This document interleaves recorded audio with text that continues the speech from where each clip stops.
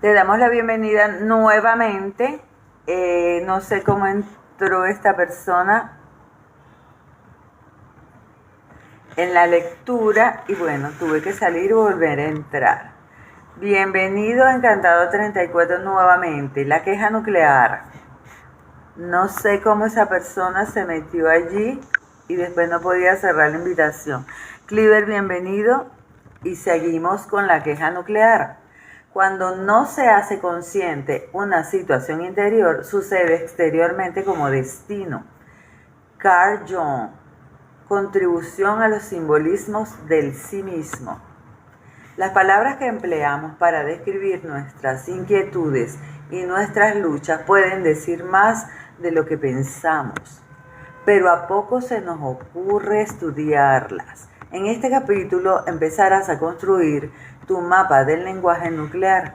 Aprenderás a seguir el rastro de pistas que van dejando tus palabras y que puede conducirte hasta el origen de tus miedos. Hey, Mari 21, bienvenida.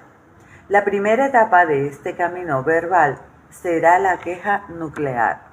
Esta puede ser todo un tesoro de riquezas pendientes de estudiar.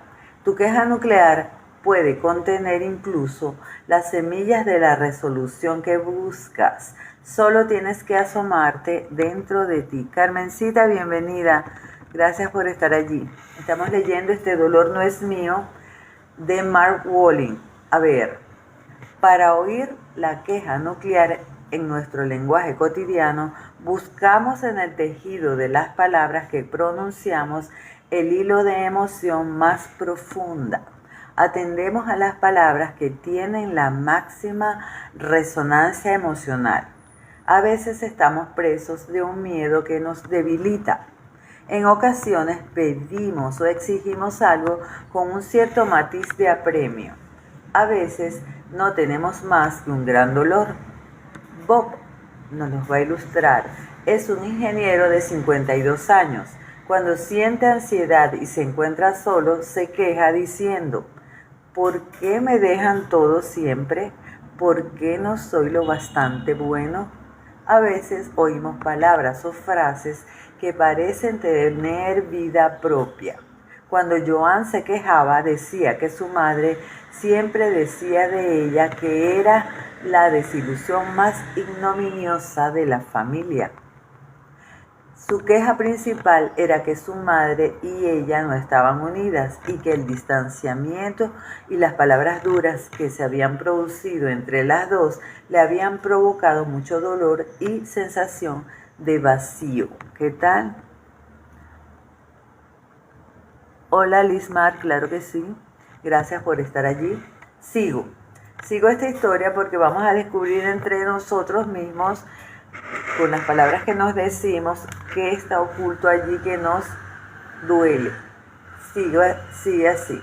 La historia era la siguiente. La abuela de Joan vivía en un pueblecito de Irlanda y a los 15 años se había enamorado de un hombre casado. Se quedó embarazada y el hombre no se había querido hacer responsable. A la abuela de Joan la habían expulsado de su casa y había vivido en la deshonra durante el resto de su vida, limpiando casas y criando a su única hija como madre soltera. No se había casado nunca y no había superado jamás la impresión de que había deshonrado a la familia al tener un hijo ilegítimo. Oh, por favor. Aunque la abuela le faltó empoderamiento. No había pronunciado nunca las palabras desilusión ignominiosa. Estas habían resonado en las tres mujeres, 3 generaciones.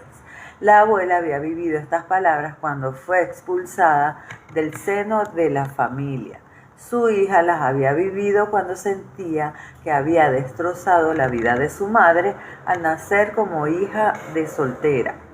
2 generaciones más tarde, la nieta compartía estas emociones sintiendo que era una desilusión para su madre. Estaba cargando una carga que no le corresponde. Carlitos JR, gracias por estar allí. Seguimos. Cuando la nieta exploró las palabras desilusión e ignominiosa que formaban parte de su queja nuclear, encontró la tranquilidad y la comprensión. Empezó a darse cuenta de que, aunque su madre le decía aquellas palabras horrorosas, la invectiva no iba dirigida personalmente a ella. Ahora, cuando oía aquellas palabras, le evocaban sentimientos de amor y de solidaridad hacia su madre y su abuela, y hacia la vida difícil que debieron vivir las dos en Irlanda. Cuando analizamos la queja nuclear, no solo atendemos a nuestro lenguaje hablado, sino que observamos también nuestro lenguaje somático, es decir, el de nuestro cuerpo físico. Gracias por estar allí, J. Esteban Rodríguez. Seguimos. También prestamos una atención especial a los síntomas y a las conductas que destacan por poco corrientes o por ser muy personales. En el ejemplo que presentamos a continuación, Carson, bombero de 26 años de edad, expresaba su miedo de manera tanto física como verbal. Cuando Carson tenía 24 años, rozó con el coche un guardarrey y estuvo a punto de despeñarse por un barranco. Recuperó el control del vehículo al instante y llegó sano y salvo a su destino, pero había perdido la sensación de control sobre su vida. A partir de entonces, Carson había tenido ataques de pánico a diario. Además de sensaciones de temblor y de mareo, tenía la impresión clara de que, si se moría, su vida no habría valido nada.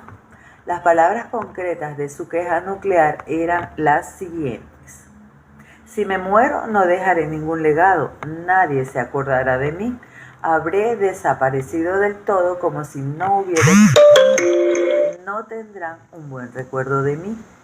Lo raro de estas lamentaciones de Carson era que las dijera un hombre de 26 años.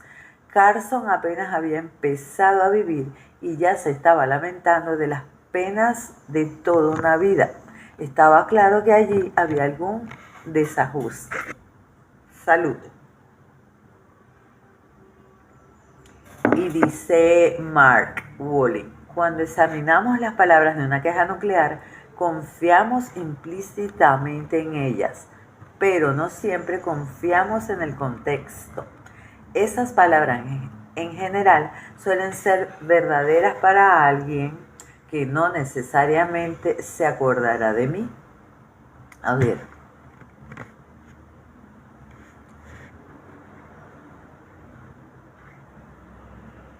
Ok, cuando examinamos las palabras de una queja nuclear, confiamos implícitamente en ellas, pero no siempre confiamos en el contexto.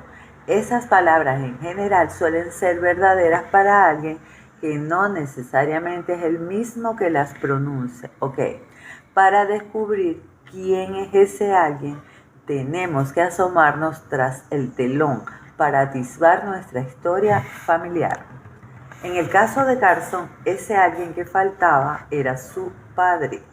Después de un duro proceso de divorcio con su madre, al padre de Carson le exigieron que renunciara a sus derechos paternos sobre el hijo, que tenía entonces 4 años.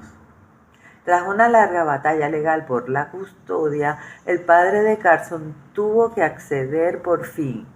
Carson no volvió a verlo nunca más. La madre de Carson no solo hablaba mal de su padre, sino que el niño fue adoptado por el nuevo marido de la madre y tomó su apellido. Esto parece como un poquito violento. Repasemos de nuevo el lenguaje nuclear de la queja nuclear de Carson.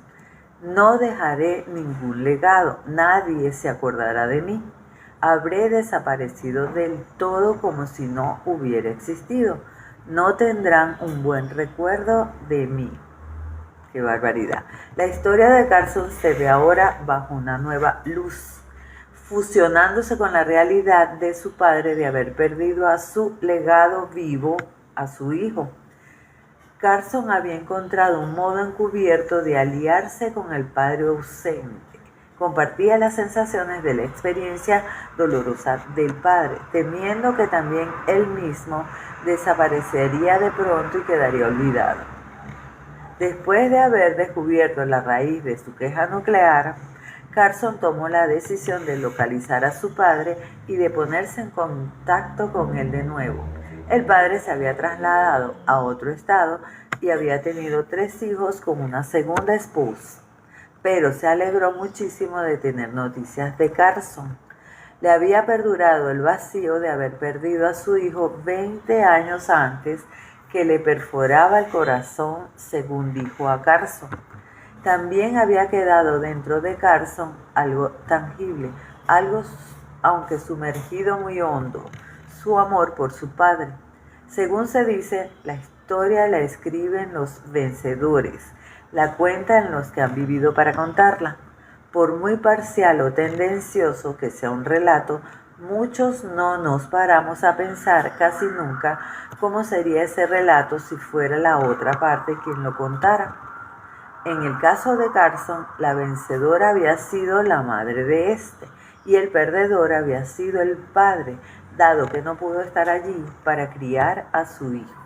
Ambos padres se habían disputado la custodia del hijo, pero el padre de Carson había perdido por motivos que no conocemos. Nacha Nila, bienvenida a la lectura. Carson comprendió que había pasado años oyendo contar a su madre historias negativas sobre su padre y que aquello le había velado los primeros recuerdos que guardaba de él. Durante los meses siguientes, Carson y su padre crearon nuevos recuerdos e hicieron juntos varias excursiones para acampar y pescar en las mismas montañas donde solían ir cuando Carson era pequeño. A lo largo de ese tiempo, a Carson le desaparecieron por completo los ataques de pánico. Padre e hijo habían empezado a forjar juntos un legado nuevo y tangible. Ha llegado el momento de que hagas el primer ejercicio escrito. Toma un bolígrafo y un lápiz y un papel o cuaderno y vamos a empezar. Manos a las obras. Ejercicio escrito número 1. A ver, investigar tu queja nuclear. Esto lo podemos hacer cuando querramos. Está en la página 55 de Este dolor no es mío, que escribió Mark Woolley. Nos va a plantear 8 preguntas para investigar tu queja, mi queja nuclear.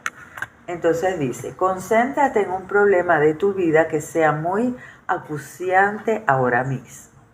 A ver, puede ser una cuestión relacionada con tu salud, con tu trabajo, con tu relación de pareja. Cualquier cuestión que te esté perturbando tu sensación de seguridad, de paz, de tranquilidad o de bienestar. A ver, ya. La segunda pregunta. ¿Cuál es la cuestión más profunda que quieres curar? Puede tratarse de un problema que te parezca abrumador. Puede tratarse de un síntoma o de una sensación que has tenido toda la vida. A ver.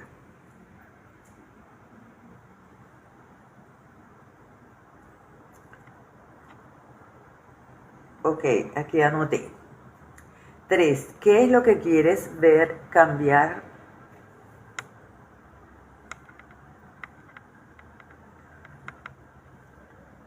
Ok.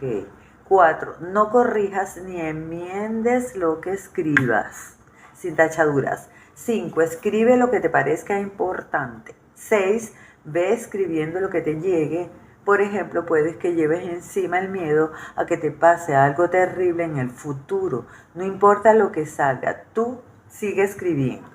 Ok, después de esta sesión de lectura, continúo con esto. 7. Si no te llega nada, dice el autor, responde a esta pregunta. ¿Qué temes que te pudiera pasar si no se te quita nunca la sensación, el síntoma o el trastorno que tienes? Y 8. No sigas leyendo el libro mientras no hayas escrito tu inquietud más acuciante. ¿Qué tal? Y vamos a hacer esto para mañana, si lo quieren hacer. Yo lo quiero hacer. Ahora mira lo que has escrito, léelo, pero sin tanto detenimiento como para apasionarte. No te dejes arrastrar por las palabras ni por los sentimientos. Repásalo ligeramente sin sentir las emociones. Lo que estás haciendo es buscar las palabras o las frases que destacan por ser peculiares o poco habituales. Por ejemplo, ¿qué palabras o qué frases dices siempre o cuáles quizás no hayas dicho nunca hasta que has hecho este ejercicio? ¿Qué lenguaje te salta a la vista? ¿Qué lenguaje te llama la atención? Ahora vuelve a leerlo, pero esta vez léetelo en voz alta a ti mismo. Procura escucharlo con un oído nuevo que oye sin sentir emociones. Yo a esto lo llamo oír con el metaoído u oír con el tercer oído. ¿Qué palabras o qué frases tienen un carácter apremiante? ¿Qué palabras tienen una resonancia emocional fuerte o producen una sensación dramática? ¿Qué palabras parecen extrañas o peculiares? ¿Qué palabras no encajan del todo, quizá en el contexto de tu experiencia vital? Intenta oír lo que has escrito como si estuvieras escuchando a otra persona. Es posible que las palabras pertenezcan en efecto a otra persona y que tú no hayas hecho más que ponerles voz. Es posible que las palabras pertenezcan a otro miembro de tu familia que quedó traumatizado y que no fue capaz de pronunciarlas en voz alta. Puede que, con tus quejas, estés contando la historia de esta persona, del mismo modo que Carson exponía la angustia de su padre. Escucha lo escrito de la manera más profunda que puedas, buscando algo que capte tu atención. Cuando oyes de esta manera, estás oyendo por debajo del relato, esperando que aparezca lo esencial. Si te pierdes en los elementos emocionales del relato, puedes perderte la queja nuclear. Bert Hellinger describe así esta manera de oír. Voy a describir lo que pasa cuando estoy trabajando con alguien. La persona me habrá contado algo de sí misma y yo solo habré escuchado a medias. No quiero oír exactamente lo que dice la persona ni saber exactamente lo que está diciendo. Por eso no escucho con tal atención como para tener que concentrarme. Más bien, escucho lo justo para no perder de vista al mismo tiempo el cuadro general. Entonces la persona dice de pronto una palabra que me alerta. De pronto, por debajo de todo lo que me ha dicho, hay una palabra que me dice algo. Es una palabra que tiene energía y yo exactamente lo que voy a hacer. Sé que allí es donde puedo hacer algo. Quiero que esta palabra me haga su efecto, me de las personas que son necesarias para la resolución. Mire, voy a dejar la lectura hasta ahora aquí, voy a desarrollar el ejercicio. Esto está en la página 56 de Este dolor no es mío, de Mark Wolin. Y si quieren y están dispuestos, nos vemos mañana a las 8 de la mañana, hora de Venezuela. Don Manolo y Alismar, gracias por estar allí. Alismar, pendiente con tu petición. Gracias por los top. Dejo esto colgado en YouTube, Instagram y TikTok por Renata Tiendas Virtuales y así podemos hacer el ejercicio juntos si así es de su preferencia. Un besito. Bye. Chao. Hasta mañana.